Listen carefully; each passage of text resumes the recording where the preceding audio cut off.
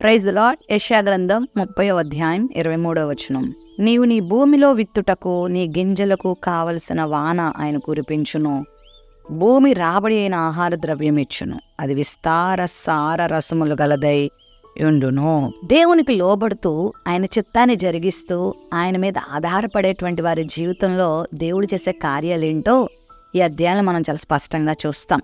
దేవుడు వారి కన్నీరుని తుడుస్తాడని, వారిని నిలబెడతాడని, వారిని నడిపిస్తాడని, కుడేడమ కూడా తొలగకుండా వారిని స్థిరపరిచి బలపరిచే దేవుడై ఉన్నాడని ఈ అధ్యాయంలో మనం చూస్తూ ఉంటాం. అంత మాత్రమే కాకుండా భూమి తన చక్కని పంటని ఇచ్చుటకు, తనలో నాటబడిన గింజలు ఫలింపచేయటానికి, ఆహారాన్ని అందించడానికి కావలసిన వానను దేవుడే కురిపిస్తాడంట. దాని అర్థం ఏంటంటే వారు చేసే ప్రతి పనిలో దేవుడు తన సహకారాన్ని అందిస్తాడు. మనిషి ఎంత కష్టపడినా దేవుని కార్యం దేవుడు చేయకపోతే ఆ కష్టం అంతా వృధా అయిపోతుంది. భూమిలో ఒక రైతు విత్తనాలు విత్తగలడు గాని వాన కురిపించలేడు కదా.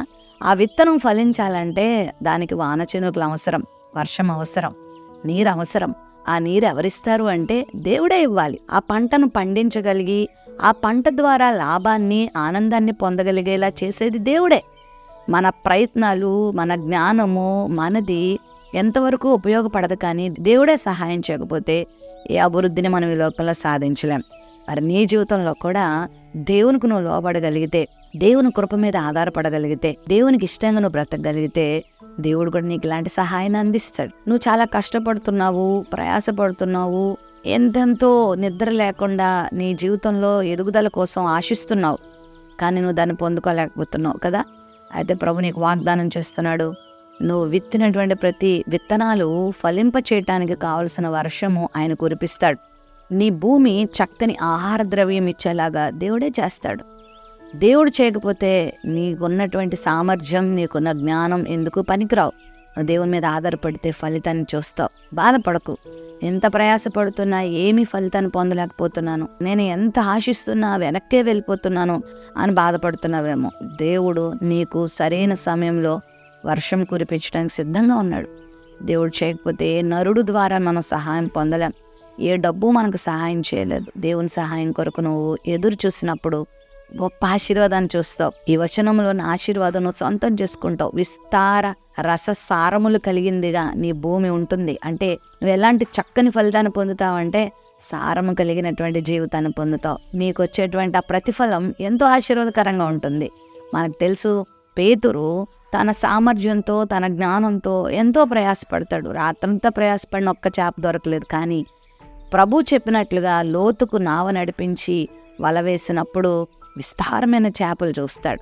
తన జీవితంలో ఎన్నడూ అన్ని చేపలను అతడు చూడలేదు, పట్టలేదు. ఆ వలలు కూడా పిగిలిపోయేంత విస్తారమైనటువంటి చేపలను అతడు చూస్తాడు. నీ జీవితంలో కూడా లేమితో ఉన్నావేమో, కొరతతో ఉన్నావేమో, గుర్రెకు బెత్తుడు తోకగానే ఉన్నావేమో. కానీ దేవుడు నిన్ను విస్తారమైన ఫలములతో నింపబోతున్నాడు.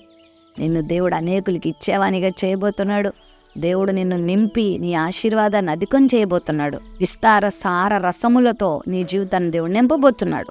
నీ బీదరికము నుండి, నీ చేతకంతనము నుండి, నీ బలహీనత నుండి దేవుడు బాగు చేసి నీ మీద తన దయావర్షాన్ని కురిపించి, తన కృపావర్షాన్ని నీ మీద కురిపించి దేవుడు నీకు తన ఆశీర్వాదాన్ని ఇవ్వబోతున్నాడు. నీ సరిహద్దులు దేవుడు విశాలం చేయబోతున్నాడు. నిన్ను వర్ధిల్ల చేయబోతున్నాడు. నువ్వు ఆశ్చర్యపోయే విధంగా దేవుని స్థితిని దేవుడు మార్చబోతున్నాడు. ఆయనకి నేను అప్పగించుకో. ఆయనకు అప్పగించుకున్న వారు ఎవరు కూడా ఈ ప్రపంచంలో సిగ్గుపడిన వారు లేరు. నువ్వు కూడా అప్పగించుకుంటావా? ప్రస్తుతం ఉన్న నీ స్థితిని బట్టి నువ్వేమి కృంగిపోవద్దు, బాధపడొద్దు, వేదన పడొద్దు. ఒకవేళ ప్రస్తుతం నీ స్థితి చాలా అధ్వానంగా ఉందేమో, ప్రస్తుతం నీ స్థితి చాలా బాధాకరంగా ఉందేమో, ప్రభు వైపు చూడు. నీ మీద ఆయన తన వర్షమును కురిపిస్తాడు. నిన్ను వర్ధిల్ల చేస్తాడు. నీ పనిని దేవుడు ఆశీర్వదిస్తాడు. నిన్ను అనేకులకు ఆశీర్వదకరంగా మారుస్తాడు. విశాల పరిస్థితులలో విస్తారమైన ఆశీర్వాదంతో దేవుడు నిన్ను నింపుతాడు. ప్రేమ నమ్మకం కలిగిన మా తండ్రి, ఆయన నీ బిడ్డల్ని మీరు దీవించే దేవుడు అన్నావు, ఆశీర్వదించే దేవుడు అన్నావు, వాన కురిపించే దేవుడు అన్నావు. నీ బిడ్డల మీద నీ దయావర్షాన్ని కుమ్మరింపచేయి. బీడు బారిపోయిన వారి జీవితాల్లో నువ్వే ఆనందాన్ని, సంతోషాన్ని, సమాధానాన్ని, ఆశీర్వాదాన్ని కలుగు చేయండి. యేసు నామములో ప్రార్థిస్తున్నాం తండ్రి. ఆమెన్.